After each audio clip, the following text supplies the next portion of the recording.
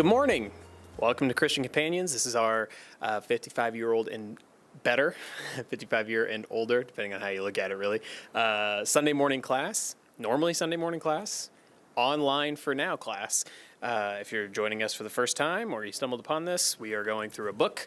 If you are not new with us and you've been here the whole time, hopefully you have a book. I sent them out this week. Fingers crossed. I did send them out a little late, so hopefully you got the book. If you didn't get the book, you can watch now. You can wait for your book to come in probably this week, whatever the case may be. Or you can just watch right now. It's your life. Do what you want with it. But today is a new quarter. So we're starting in December here, December 6th. Happy December. Happy Christmas. Happy Christmas. Nobody says that. Merry Christmas. People across the pond to say Happy Christmas. I digress. We're going to jump in. I miss you all. I wish you were all here to talk to me because I sound like a crazy person just talking to myself right now. All right. Let's jump in. December 6th. If you don't have a book or I've never sent you a book because you are new here, I'm just going to go ahead and write the scripture on the board for today because, again, that's my fault. This would have been a good idea to do beforehand, but you know what? Sometimes we think of things, sometimes we think of things a little late. 6 and 16. And then Hebrews. That's Matthew, by the way, just in case you didn't know. 1 through 5. Did I read that right? 1 through 5. Yeah. Okay. That's what we'll be talking about today. Reading through. If you don't have a book, that way you can join us in the Bible. And if you want to wait, then just wait, and that doesn't matter. So, this is what the scripture says, according to the NIV. This is the genealogy of Jesus, the Messiah, the son of David, the son of Abraham. Abraham was the father of Isaac, Isaac the father of Jacob, Jacob the father of Judah and his brothers, Judah the father of Perez and Zerah, whose mother was Tamar, Perez the father of Hezron, Hezron the father of Ram, Ram the father of Amminadab, Amminadab the father of Nahshon, Nahshon the father of Salmon, or Salmon, Salmon, I believe, the father of Boaz, whose mother was Rahab, Boaz the father of Obed, whose mother was Ruth, Obed the father of Jesse, and Jesse the father of King David. David was the father of Solomon, whose mother had been Uriah's wife. And Jacob the father of Joseph, the husband of Mary, and Mary was the mother of Jesus, who was called the Messiah.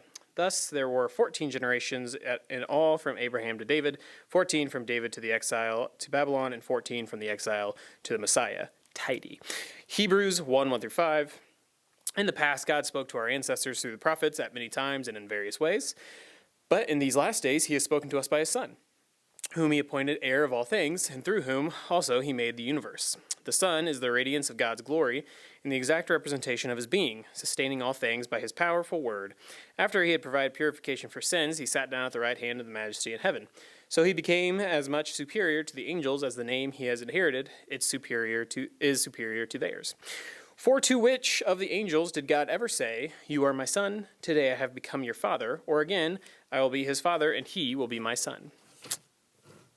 The word of the Lord. All right, introduction and lesson context. Here's the introduction. Heritage connects people to the past. There we go. Provides roots for understanding themselves in the larger world. In my case, my Italianness, this is the writer, not me, not Italian in the least. My Italianness was always an important part of my self-identity. Growing up, it helped me understand that I shared a history with millions of other people, a history that began long before I was born. I felt this connection despite being adopted by a non-Italian family with no discernible Italian influence. Both Matthew and the writers of Hebrews concerned themselves with Jesus' heritage. In that regard, the focus remained on God's work and a specific family to bring about his purpose. Also, Jesus' divine superiority to every created being was an utmost importance to emphasize. These two writers remind us that Jesus' beginnings are both humble and unimaginably glorious. Yeah, it's really, the story of the Bible is really the story of one family from start to finish. Like, it really is one line, and it's the story of one man coming from one line to redeem all mankind from a sinful beginning. It really is one cohesive book. It's really cool. Worth worth a read, I would say. Highly recommend reading the Bible if you've never done it. Let's go into lesson context for Matthew. In Matthew, this is what it says. From the exile in Babylon of 586 BC onward, Judea, which is in southern Israel, was rarely free of foreign powers that imposed their will on the nation. That's true for all of Israel up until about 1950-something. 56? History's lacking all of a sudden. The 1950s is when Israel became a state again. I meant, you get it. A foreign state, a foreign country. Anyway, imposed their will on the nation. After Babylon came Persia, then Greece, and finally Rome in about 38 BC. Rome declared Herod to be king of Judea. Herod imposed Greek and Roman culture onto the Jews, even erecting a temple to the goddess Roma in Caesarea Maritima. The Jews despised Herod not only for these acts, but also because he wasn't Jewish by heritage and thus not a rightful king. Matthew wrote against this background, which makes his genealogy more than a list of names. It is a link to a time when David's line held the throne, saying something important about Jesus' birthright. That is fair. And that is a very concise way to talk about the history of Israel between Babylon and Jesus, and it misses a lot of really important cultural events that also play into Jesus as king. But still well done for that paragraph. And then context for Hebrews. Hebrews is a bit unusual. It ends with greetings like an epistle, yet the beginning is unlike that of a normal letter. Contrast its opening verses with those of Colossians. Its original readers were likely Christians of Jewish background who had been undergoing some persecution, which tempted them to give up on Christianity for old ways that had been superseded. We can almost hear the original reader's question that prompted our author to write chapter 1. We know about angels. Is Jesus as strong as they? He died. Is he powerful enough to save? The author of Hebrews has clear answers. So, I turned the heat on in here, and it got to like 75 too quick because I cranked it up to get it warm really quick, and then it just like that. So I'm a little hot right now. So forgive me if I'm just taking drinks left and right. Okay, let's jump in though. We're in Matthew 1:1.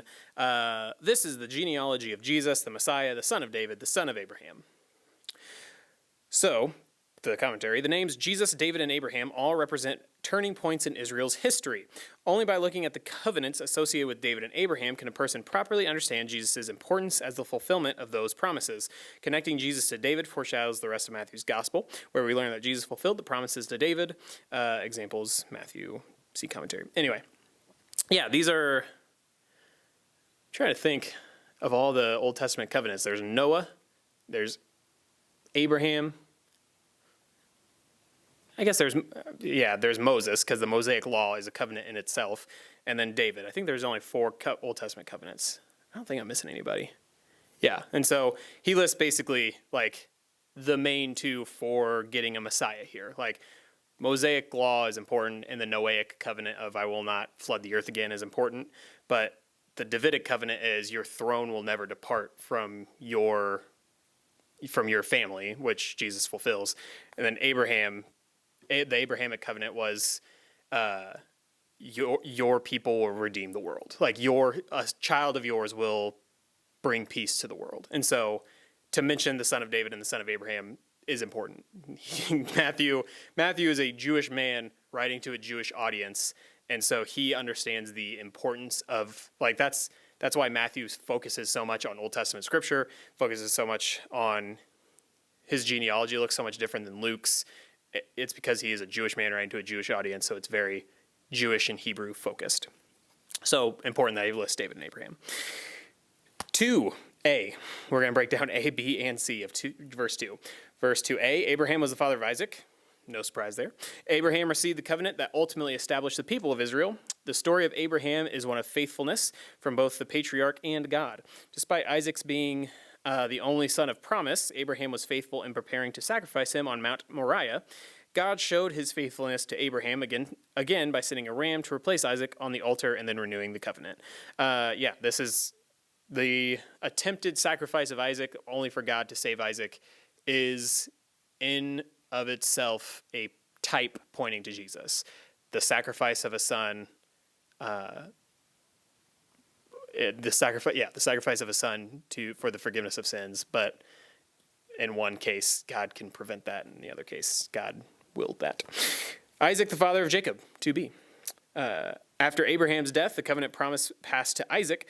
Little is said about Isaac, but his and Rebekah's parenting style of playing favorites blighted his sons. Yeah, Isaac is kind of like the forgotten forefather, the forgotten patriarch, because it goes Abraham, Isaac, Abraham, who's so important because he's the one that establishes the covenant, Isaac, and then Jacob, who becomes renamed Israel, whose sons are the tribes of Israel. So it really is like covenant established, Isaac, nation of Israel. And so Isaac gets lost in the shuffle. But he and Rebekah played favorites. So he was a faithful man, but he also was not a great dad sometimes. So Jacob, the father of Judah and his brothers. God met Jacob at Bethel and promised him land and children, echoing promises made to Abraham. Of Jacob's 12 sons, Judah unexpectedly inherited the promise of a royal line. He wasn't the first, second, or even third born son. Further, he was born to Leah, who was not loved by her husband. Yeah, Leah and Rachel were the two wives. If I break down every story, we're probably going to run into a problem, but most of you know these, I'm sure. So yeah, Jacob will wrestle with God, be renamed Israel, which literally means wrestles with God, which will be the story of Israel for thousands of years. And so he has Judah, and that's where we get to 3a, Judah, the father of Perez and Zerah, whose mother was Tamar. This is important. This is a really good, important part. So the rarity of women in this genealogy should draw attention to all 5 who are mentioned, as each was uniquely notable. Tamar is the first woman listed. She was widowed before bearing children for her husband, so Judah, her father-in-law, told her to wait until that man's brother was old enough to become wed to her. But detecting deception on the part of Judah, she tricked him into impregnating her by dressing up as a prostitute. That's just on the side. On learning the truth, he declared, "She is more righteous than I." So Perez and Zerah were twins. During their births, Zerah put out his hand first and thus had a scarlet thread tied to him to mark him as firstborn. But Perez, meaning he who bursts forth, was actually born first, thus his inclusion in the next verse. Yeah, isn't that interesting? It's just a funny birth story. He sticks out his hand, they tie a string around him to like, hey, he was born first, but then he pops back in and the other twin comes out first. Wild ride. So technically Perez was born first. So important to note.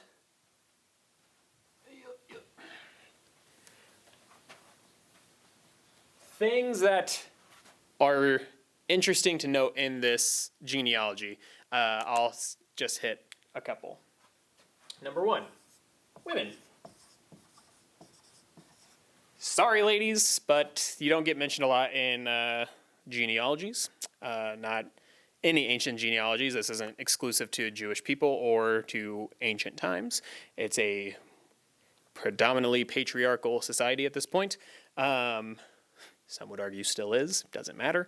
But this is a good argument that the Judeo-Christian ethic is not one of patriarchy, but one that is pro and supportive of women and their ability to live and not be property. Because Jesus' line mentions women. That's super rare. It's not a common thing to happen.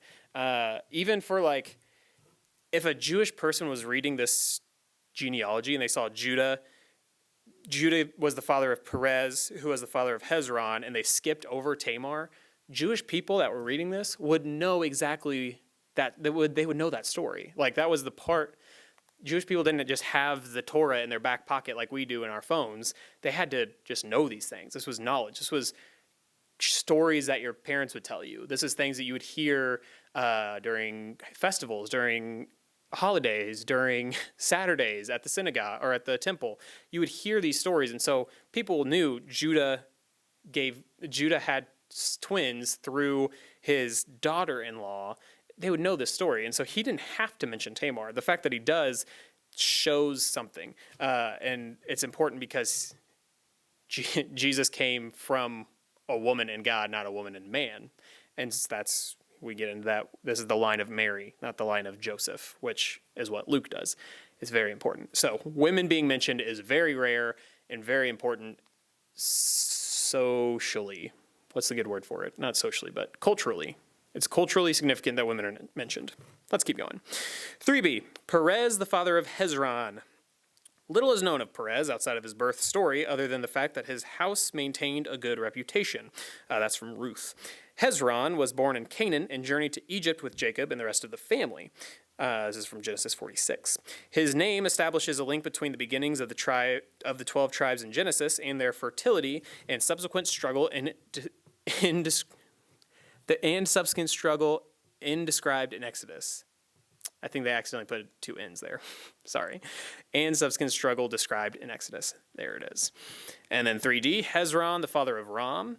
Ram, according to Ruth 4:19, was one of the children born in Egypt, part of the evidence of Israel's fruitfulness in the land. And then 4 and 5a, Ram, the father of Amminadab. Amminadab, the father of Nahshon. Nahshon, the father of Salmon. Salmon, the father of Boaz, whose mother was Rahab, a woman. Super important. The male names in this segment match those in 1 Chronicles 2:10 through 11. These loosely represent the period of the Judges, 1380 to 1050 BC, and therein lies a bit of a problem. There are not enough names in either record to cover that 330-year period of time. Instead, the names represent all that time. This drives the narrative represented by the genealogy closer to David. Not mentioned in this genealogy in 1 Chronicles 2 is Rahab. Joshua 6. Second of 4 women mentioned in Matthew's genealogy, she hid the Israelite spies in Jericho, thereby saving their lives. Her inclusion here points not only to the importance of women in Jesus' lineage, but also to God's love for non-Israelites. Yeah, she was a Canaanite. The way she honored God in speech and deed translated both her deception and occupation. She was also a prostitute. For this reason, she was welcomed without question into Israel despite being born in an unfaithful nation. Yeah, so she was a Canaanite prostitute, and she still saved Israelite spies who were going to come and destroy her city. And then she became an Israelite. She was like, I want to be a part of this. I want to be a part of whatever this God is doing. And so, yeah, again, imagine looking at a king or queen today, looking at their genealogy and pointing to their great-great-great-great-great-grandmother and going, oh yeah, she was a prostitute. Like, that's natural, obviously. No, that's crazy. And so 2 for 2 here. Tamar wasn't one, but dressed up as one, and then Rahab was one. Again, important, showing kind of humble beginnings. It wasn't like he was from royalty, but there was some stains in that line. But also worth noting that, we'll get into it. But the first paragraph of this reminds me, and it doesn't really describe what's going on here. Something else important about this. What's a good word? Skip.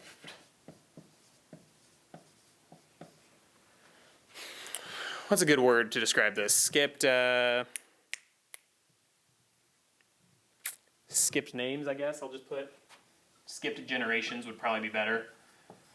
Yeah, so there's like 5 names to represent 330 years. And that seems weird when Ram's the father of Amminadab, and Abinadab's the father of Nahshon, and Nahshon's the father of Salmon, and Salmon the father of Boaz. How's that 330 years? How did one guy father another guy, but they lived hundreds of years apart, or several generations apart? Whole thing. Really, it's not complicated. People will point to this and go, look, the genealogy's off. How could all these years and people line up and this person beget this person and all that stuff? Again, simple solution, not that hard. Jewish genealogies, and even ancient genealogies, tend to hit the highlights. It's like ESPN or a sports segment on the news. They're not going to show you the whole game. They're going to show you like when, I don't know, they're going to show you when the Chiefs score a touchdown. They're not going to show you the 3 plays that didn't go anywhere and then a punt. They're going to show you the touchdowns, the scores, and that kind of thing. That's exactly what genealogies were then. There's a limited amount of space. There's a limited amount of resources and time. You want to get the message out, so you hit the highlights. Who are the important people in this list? Boom, boom, boom, boom, boom. Here's the important people that you need to know about. So while some, and it can skip around, like we know Abraham beget Isaac, who beget Jacob, and Jacob beget the 12 sons of Israel. Those are all important. Those are important names to understand, but less important are the people that might be in between Ram and Aminadab, or Aminadab and Nahshon and Salmon and Boaz, so on, so on, so on. Because now when we get to 5b, we're not going to skip names for a couple generations. So, all that to say, this isn't a big deal that there's missing names. Let's keep going. 5b, Boaz, the father of Obed, whose mother was Ruth, Obed, the father of Jesse. And actually, let's just keep going and go to 6. And Jesse, the father of King David. David was the father of Solomon, whose mother had been Uriah's wife. 2 women. So, Ruth is the third woman listed in the lineage. She was from Moab, a nation that Israel was to avoid or else risk being led astray.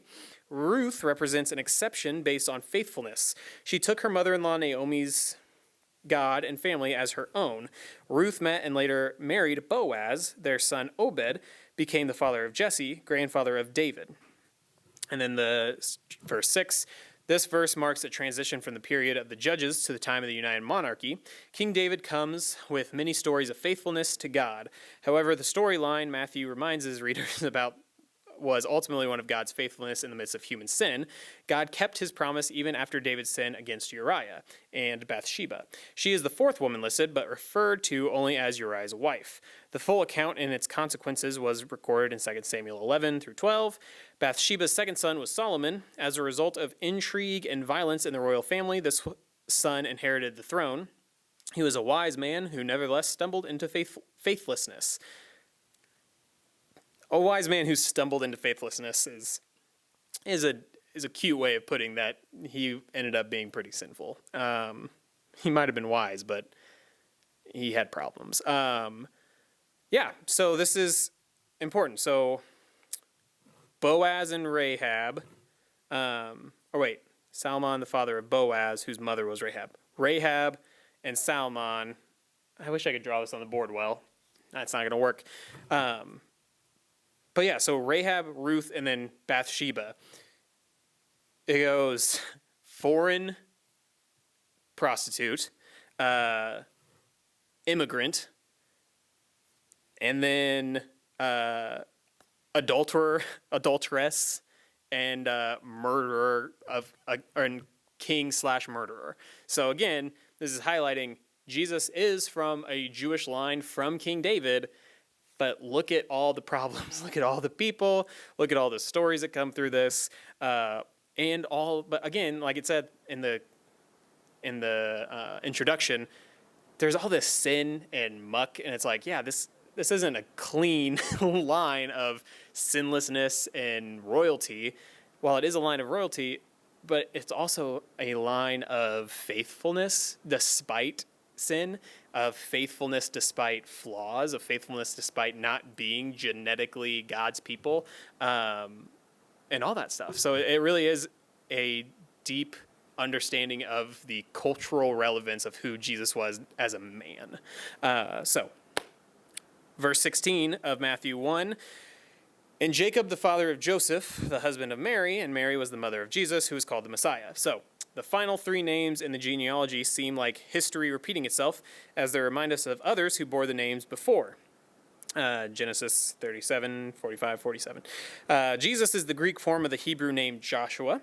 Mary, the 5th woman in this list, is a Greek form of the Hebrew name Miriam. True story. So, which isn't surprising. At this point, Greek culture was so prevalent throughout the entire Roman ethos that almost everybody had some form of a Greek name. Saul to Paul, Cephas to Peter, that kind of thing.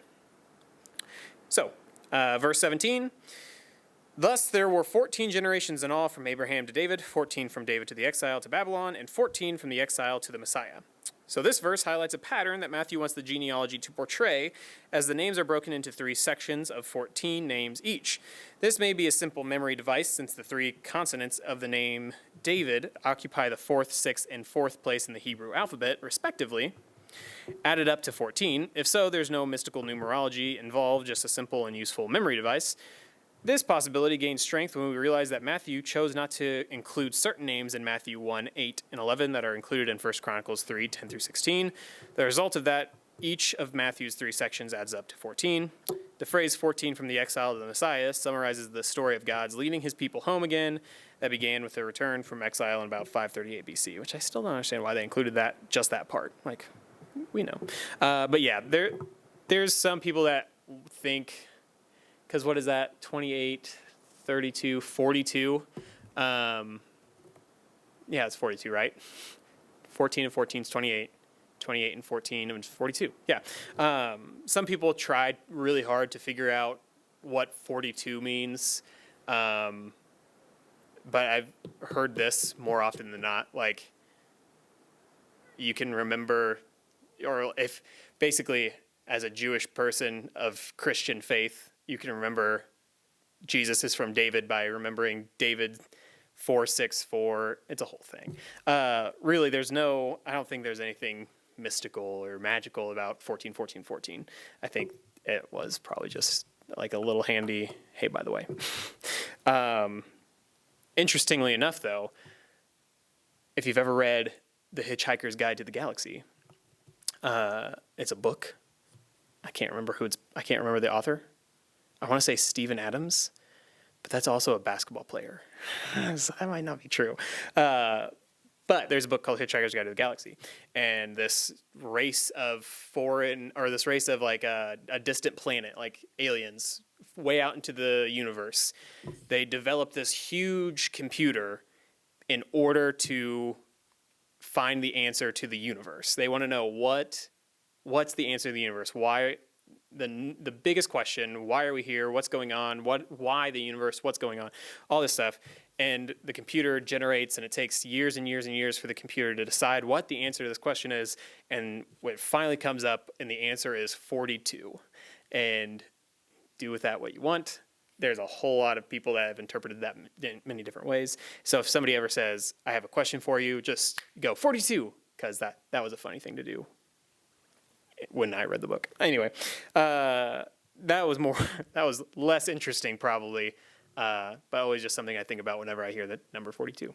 I think of, I wonder if there was a reason for that and that. Anyway, I haven't read that book since high school, so I could be way off base. If you know that book at all, let me know. Let's keep going before I continually try to put my large foot in my small mouth. 1 through 2a in Hebrews 1. Hebrews 1 through 2a. In the past, God spoke to our ancestors through the prophets at many times and in various ways. But in these last days, he has spoken to us by his Son. So the commentary, in the past, God primarily communicated indirectly. Considering that the Old Testament is God's revelation through many writers over the course of many centuries, we understand what the author means by the phrase at many times and in various ways. Those diverse ways include a burning bush, dreams, and visions. The phrase to our ancestors refers to Jewish ancestors, the recipients of God's communication that resulted in Scripture. The instrument God used to communicate was the prophets. Unlike those prophets, however, Jesus is God's own Son. This equates Jesus with God. Attention is now to turn away from the prophets to Jesus and his message. The phrase "these last days" refers to the time that began with Christ's first coming and continues through our own days. Yeah, something that I just want to touch on real quick. Just the idea, I think about this a lot. People always go like, well, why doesn't God do miracles now? Why doesn't God send prophets now? Why doesn't this still happen now when it happened all the time in the Bible? I bring this up just because this verse always, I think of this verse whenever I hear this, because people think, oh, well, it happens all the time in the Bible, but really, like, this is thousands of years. You know what I mean? And it wasn't all the time. Like, Jesus spoke to 3 men, Abraham, Isaac, and Jacob. They went to Egypt, and then they kept worshiping God, but really we don't know what happened for 400 years while they were in captivity. Like, we don't know what was going, we don't know if there was miracles in that time. We don't know if God was speaking at that time, because God, again, kind of like I said about genealogies, this Bible is not a complete history of the world. It's not a complete history of even Canaan or of Israel, because if it was a complete history of Israel, we would have every possible thing, like too much information. God, when God sent messengers, God sent prophets, God sent people to write this book, he really wanted one thing to get across, and that's that I'm going to redeem all mankind through my son. And that's another reason why I think we don't get a lot of prophets these days or like messages from God. I think miracles still happen and people just don't think they do. But I think that reason is this whole book is about bringing people back to God through the death and resurrection of his son. And since that happened, now it's just, we're living in the church age where it's just our job to be the words that God is speaking. Anyway, I just think about that when I read this verse every single time. That was free. You're welcome. So, 2b, whom he appointed heir of all things, whom God appointed heir of all things, Jesus, and through him also he made the universe. Jesus, the heir of all things, has divine authority and ownership far more than any created being, since all things means everything that exists. It is he who fulfills the promise of the Old Testament covenants. These certainly include God's promise to Abraham to bless all the nations. Jesus declares in Matthew 28:18 that his authority is absolute. Jesus in the one who brought the universe into existence. Man, they put I in all throughout this. Jesus is the one who brought the universe into existence, not in the one. Jesus is the one who brought the universe into existence. The Greek word translated universe often refers to eternity in this epistle. But here, the word universe fits better. Think about how foolish it is now to trust Jesus to bring God's message into existence that Jesus himself created. Yeah, I think that's well put. Jesus, I mean,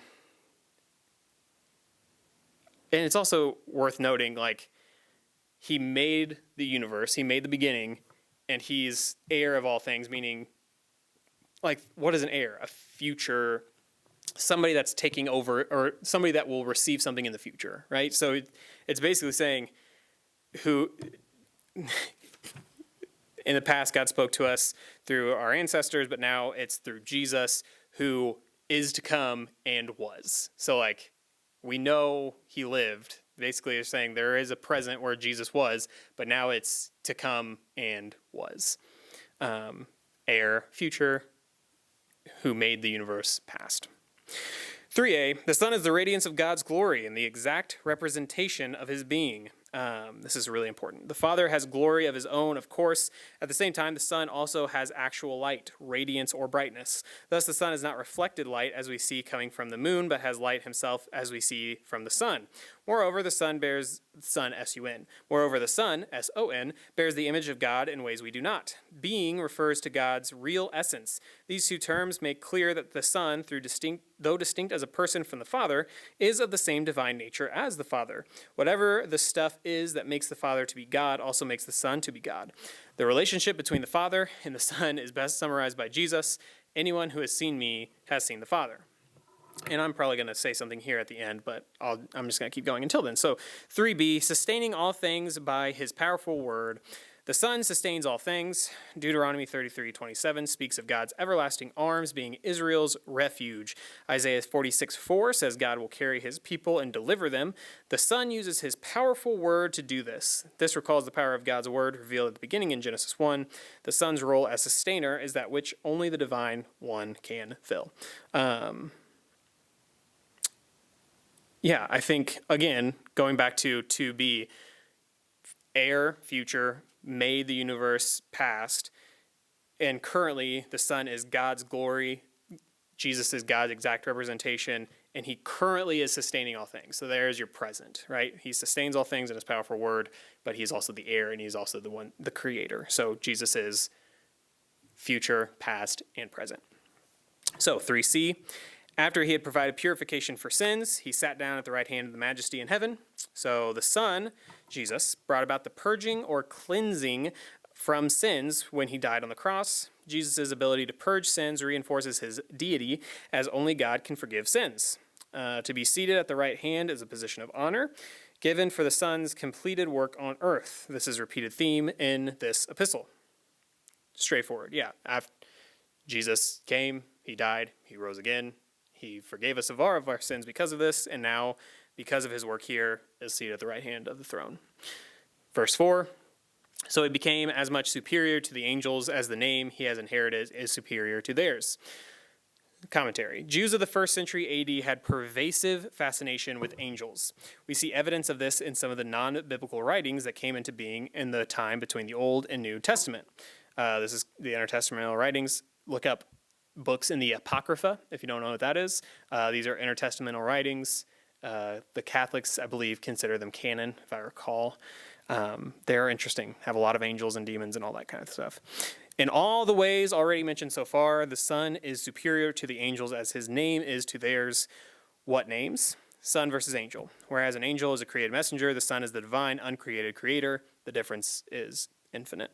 Yeah, we could talk forever about the difference between an angel and the Son of God, or the Son of, God himself versus an angel. One's created, one has always been. And again, going back to he created the universe. Angels are creatures of this universe. Therefore, Jesus created angels. So obviously his name is superior as he is their creator. 5a, for to which of the angels did God ever say, you are my son, today I have become your father? Or again, I will be his father and he will be my son. That's 5a and 5b, which we'll read now. The phrase, you are my son, today I have become your father, is from Psalm 2:7. It is used here to make a vital point. No angel is called my son. That is a title reserved for the unique Son of God, as described in Hebrews 1:1-4 above. Though the promises made by the Lord in Psalm 2:8-9 apply in part to David, they can apply fully only to Jesus. Then 5b, this quotation, I will be his father and he will be my son, is from 2 Samuel 7:14. It comes from the passage that establishes the Davidic covenant. David wished to build a temple for the Lord. Through Nathan, the prophet, the Lord explained that he did not need a special house. Instead, the Lord would establish a house for David. In 2 Samuel 7:12-16, the Lord said he would raise up David's offspring and establish his kingdom. It was that seed who would build his house. The seed ultimately is the Lord's son. His house, unlike Solomon's temple, endures eternally. Solomon governed a nation in a golden age, but that kingdom did not endure. The son's kingdom, by contrast, will never end. Also worth noting, this is the thing, these are the kinds of things that Jesus heard after he was baptized. When Jesus was baptized, he came out of the water, and God said, this is my son, of whom I am well pleased. And that's that's, you are my son, today I become your father, that kind of thing. So, and then also worth noting, I've brought this word up a lot in here, but just in case you don't remember it, the word epigenetic. It's a kind of prophecy that has dual fulfillment, meaning God would say, this is going to happen, and that would come true quickly after he said it, but it also remain true in the future. That is true for I will be his father and he will be my son, talking about 2 Samuel 7:12-16. David's offspring would establish a house for the Lord, and that's true. King David had Solomon, and Solomon established the temple where sacrifices and worship would happen for years and years and years and years. And so it was true. David's offspring did establish a house. But this was epigenetic because he was also saying, in the future, this will become true for your son, but this will also become true epigenetically, again, a second time, way in the future, with Jesus, who will establish a kingdom forever, a house forever. So one thing I want to mention real quick, this also is, so the early church struggled with some things. I won't say the church struggled. I'll say there were people inside the church and outside the church who tried to make their own kind of beliefs that we now call heresies. They're ancient heresies that have been completely debunked by the church thousands and thousands of years over. The first heresy, for instance, we all know it's from Acts. It's you have to follow Jewish law first. If you're a Gentile, you have to become a Jew to become a Christian. That's a heresy. We don't have to do that. We don't have to follow the law in order to be good followers of Christ. So I'm going to erase this. And I'm bringing this up because that's the whole idea of angels. Jesus being an angel, that was an early church heresy. The early church struggled with who was Jesus. So the first idea is, whoops.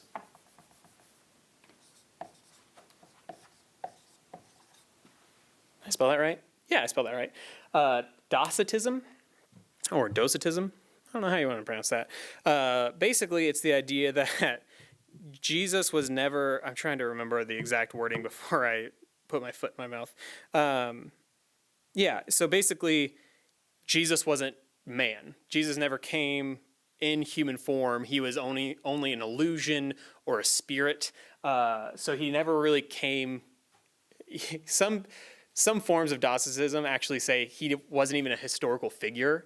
It was more like God kind of like implanted this idea of Jesus in our brains. It's a whole thing. But Docetism basically is Jesus never came to Earth to be fully human.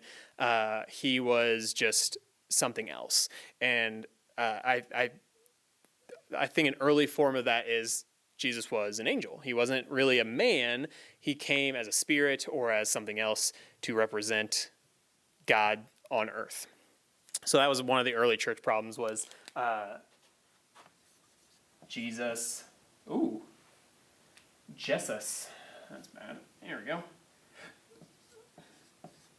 Jesus does not equal man.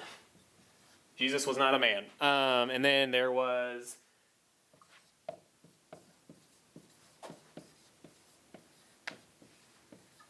Adoptionism, which is kind of self-explanatory if you dig into it.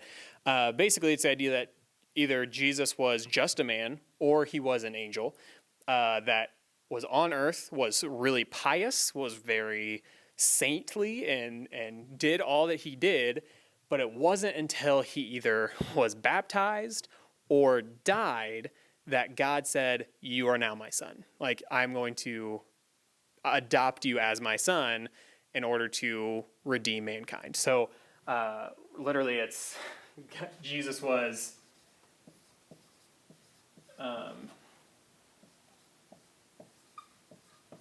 that's a pretty good explanation of it. So basically it's Docetism, Jesus wasn't a man, or Adoptionism, Jesus wasn't a God, he was just a man who was adopted by God after his death.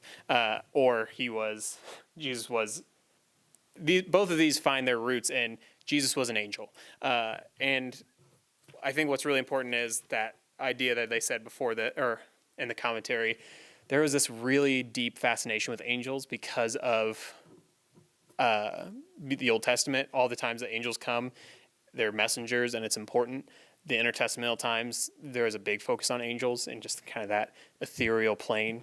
It was that kind of idea became prevalent because of, I think, a lot of religions in that area had a pantheon. They were polytheists. They had multiple gods. And so Jews had one God, but I think they tried to, this is taking the ball and running with it, but there was space to add to the myth of Judaism. And you could put, archangels in there and different kinds of things. I think that's part of the reason why, by the way, this whole idea of he's superior to the angels is saying, first of all, Jesus is fully man and he was fully God. Like, he was an angel and wasn't really there.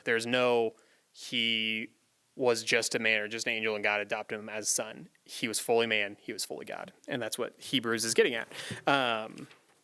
And what Matthew's getting at too. He was fully man, he has a lineage, but he also is fulfilling these covenants that God has provided for us. So, that is all I got for today. It was good to be back. Sorry I missed 2 weeks in a row. I planned to miss last week because of senior Thanksgiving dinner. I knew I'd be busy right up until the day, so I was like, I'll take the day off. And I planned to tell you that 2 weeks ago, and I record these on Thursday, we woke up Thursday morning 2 weeks ago, and Emmy had 102 fever, and so I did not come into work because I was home tending to a sick little girl. So she's fine now. She had like a fever. It went 102, it went 99, and then fine. So it was just real quick. But that Thursday, we were a little stressed out, as you can imagine. So sorry I missed 2 weeks in a row, but hey, we're back. Happy December, and we'll be back next week, December 13th. All right? Yeah, December 13th. So miss you all.